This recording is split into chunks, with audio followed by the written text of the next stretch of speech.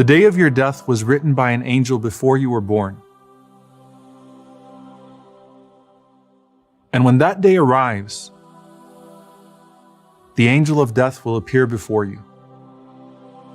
While the hands of your family that received you into this world were completely out of your control, the hands that receive you at death are entirely based on your deeds.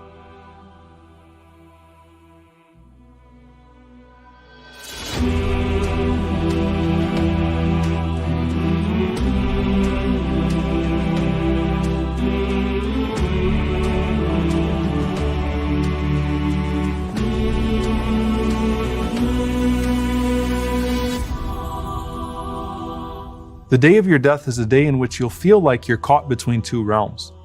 Do you have some sort of a feeling as a believer that life is about to come to an end? Some people do get a premonition of their death. In fact, if you look through our tradition, you find multiple dreams of righteous people right before they passed away. None so more beautiful than the dream of Uthman radiallahu ta'ala anhu, who goes to sleep with the intention to fast and sees the Prophet sallallahu alaihi wasallam and Abu Bakr and Umar, may Allah be pleased with them, in his dream. And the Prophet sallallahu alaihi wasallam comforts Uthman radiallahu ta'ala anhu and tells him, "You will break your fast with us tomorrow, O Uthman." You also have the dream of Abdullah ibn Haram, the father of Jabir, may Allah be pleased with them both. And Abdullah ibn Haram wakes up on the day of Uhud and he says to Jabir, "O Jabir, I have a feeling like I'm going to die today. And in fact, I feel like I'm going to be the first one that's going to be killed in Uhud." And indeed, subhanAllah, Abdullah ibn Haram was the first shaheed of the Battle of Uhud. Something very recently, the people of Gaza. Many people don't know that thousands of people in Gaza had a dream before the genocide started, in which they saw themselves passing away. And this has become widely narrated now, and in fact, some of the people of Gaza comfort each other by reminding themselves of that dream that they had, because the end of it is Jannah. Do we have a feeling? Do we see a dream? Sometimes it is just a feeling, like a believer's intuition. اتقوا فراسة المؤمن فإنه ينظر بنور الله. With the believer's intuition, he sees with the light of Allah. And regardless if there's a premonition or not, everyone goes through the stages of death, but some easier than others. And there are good signs of a good ending. If Allah led you in your last days to give charity, to pray, to read Quran, to be of a cheerful spirit, all of this is a sign of a good ending.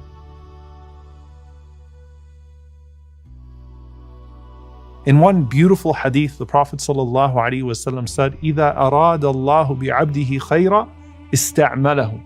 When Allah wills good for His slave, He uses him.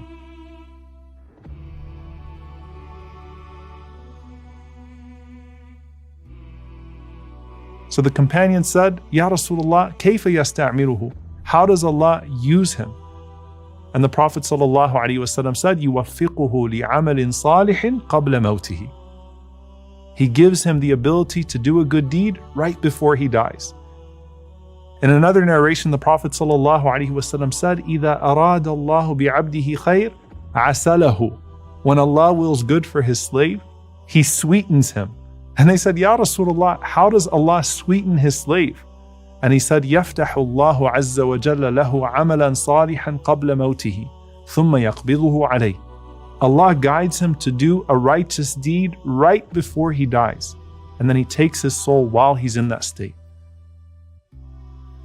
The Prophet ﷺ said, whoever says, La ilaha illallah, seeking Allah's pleasure, and this is the last of his deeds, will enter paradise. And whoever gives charity, and this is the last of his deeds, will enter paradise. There are so many stories of the righteous leaving in the state. When Umar ibn Abdul Aziz rahimahullah was dying, he brings his wife Fatima close to him. And she embraces him and he says to her, إِنَّمَا يُوَفَّى الصَّابِرُونَ أَجْرَهُمْ بِغَيْرِ حِسَابٍ. Verily, Allah rewards the patient without measure. And then he asks to be left alone. And so Fatima and the children leave the room of Umar and they start to peek through the crack of the door. And they said that a light entered into the room. And the face of Umar lit up, and he said, "Marhaban bihadihi al-wujuh, laysat biwujuhi insin wala jan." Welcome to these beautiful faces that don't belong to human beings or jinn. And then he kept on reciting, "تلك الدار الآخرة نجعلها للذين لا يريدون علوا في الأرض ولا فسادا والعاقبة للمتقين." This is the home of the hereafter. We grant it to those who sought not tyranny nor corruption on this earth. And a good ending belongs to the pious. Then his wife walks in and she finds him dead with his hand on his face, reclining and staring with a smile as if he's looking at his place in Jannah. جعلك في العالم المتوسط بين ملكه وملكوته ليعلمك جلالة قدرك بين مخلوقاته وأنك جوهرة تنطوي عليك أصداف مكوناته. He placed you in the middle realm between his physical world and his metaphysical world to inform you of the loftiness of your rank among his creatures. You are a gem merely enclosed by the shells of created forms.